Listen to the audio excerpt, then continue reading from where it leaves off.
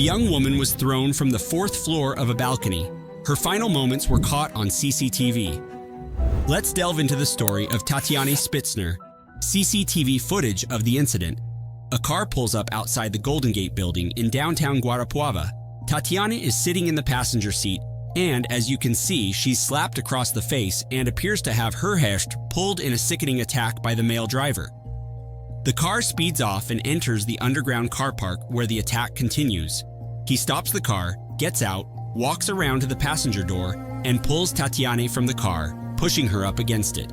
He carries on this brutal attack, and in a desperate attempt, she tries to flee, but he chases her down. She tries to fight back, but he overpowers her as he's almost twice her size. Things look like they might have calmed down, and the male presses the elevator. We can't see what happens after this, but Tatiane breaks free again and makes a run for the elevator. Once inside, she pushes the button, hoping the door will close, but unfortunately, before this can happen, the man had managed to get inside. The elevator starts to go up, and as soon as the doors open, Tatiane makes another run for it. Unfortunately, she is unsuccessful as the man drags her back into the elevator.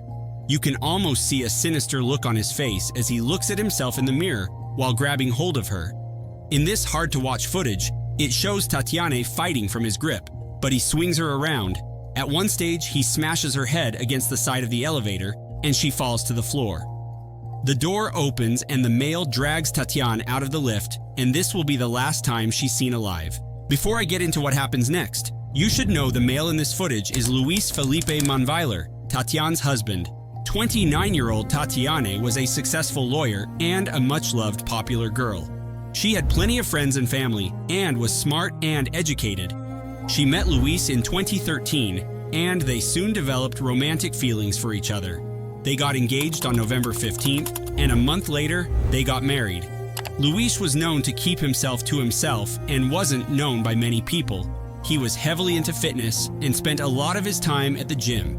The owner of the gym said he would come in, greet a few people, keep his head down, train, and leave. His father died a few years prior to 2018, and his mother was battling cancer. July 22, 2018 was Luis's 32nd birthday, and the couple had made plans to meet Tatiane's friends to celebrate. They met up at a restaurant and began the birthday celebrations, drinking, laughing, and having fun. Tatiane was already hiding behind a smile, as earlier she had been to a nail appointment, and when she got home, Luis was waiting for her and immediately started an argument due to her being late. The pair got into another argument as Tatiane had discovered Luis was messaging another woman on Instagram. After the party, they headed back to their apartment at the Golden Gate building. The final moments of Tatiane. This is where the horrific detail of the night came to light. After Tatiane was forcefully led out of the elevator, they went back to their apartment. Less than 20 minutes later, CCTV from outside the building captures the horrific images of Tatiane plummeting 40 feet from the 4th floor balcony. The footage is so horrifying, it has to be blurred out. Luis is seen leaving the building, and witnesses say he stands over Tatiane's lifeless body saying, "My love, wake up," before he scoops her up and carries her back into the lift, probably thinking nobody has seen what happened. Footage from the elevator shows him take Tatiane back up into the apartment. Not long after, he would reappear in a change of clothes to clean any bloodstains left in the elevator. He then drives away just before the police arrive in an attempt to flee. Autopsy report. Thankfully, Luis crashed his car on the motorway and was quickly apprehended by the police. He was found 320 kilometers away, and the police believe he was trying to flee to Paraguay. He claimed he did a runner because he couldn't get the images of his wife jumping to her death out of his head, but autopsy reports tell a different story. Tatiane had fractures around her neck, which is commonly associated with strangulation, and it was proven by a pathologist that she was already dead before she hit the pavement. Luis's trial lasted 7 days, and a jury of 7 men found him guilty of strangling his wife and throwing her off the balcony of the 4th floor. He was sentenced to 31 years, 9 months, and 18 days in prison. Tatiane's friends claimed she had been unhappy and afraid of Luis for years leading up to her death. She confided in them on multiple occasions and even talked about divorcing him, but due to the fear of what her family would think and religious beliefs, it caused her to stay. Police found anabolic steroids in the apartment, which experts say using these increases testosterone and increases violent outbursts. Neighbors admitted hearing cries for help that night, but they didn't want to get involved.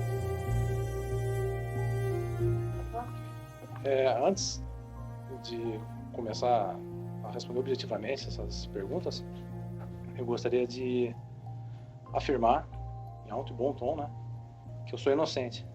Eu não matei a minha esposa, eu não sou um assassino, eu realmente não a matei, nunca tirei a vida de nenhum ser vivo, nunca de nenhuma pessoa, muito menos uma mulher, muito menos da minha esposa. Jamais. Eu não sou um assassino. Eu sempre colaborei, sempre falei a verdade, desde que eu fui preso lá em São Miguel do Iguaçu. No depoimento eu sempre contei a verdade, e prova disso são duas testemunhas que são compromissadas com a verdade. Femicide in Brazil. On Instagram, Tatiane's sister, Luana Spitzner, created a page called Todos por Tatiane, which translates in English to Everyone for Tatiane, which has been followed by 56,000 people. On it, she warns, violence leaves marks, not seeing them leaves femicides. During the COVID-19 pandemic, when the world was made to isolate, femicides doubled in Brazil, and throughout 2020, 1,350 cases of femicide were recorded in the country. The Wilson Center claimed that a woman dies in Brazil every 7 hours by gender-based violence. The fight continues, but Brazil still struggles with high levels of femicide. If you can take away anything from this video, it is this. If you know someone who is being abused or suspected, please speak up. You can make an anonymous call to the police to report it and maybe help the next neighbor, friend, sister, or mother. Rest in peace, Tatiane Spitzner.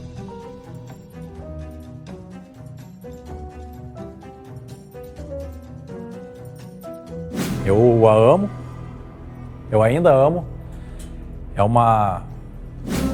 Eu desci as escadas, olhei pro lado direito.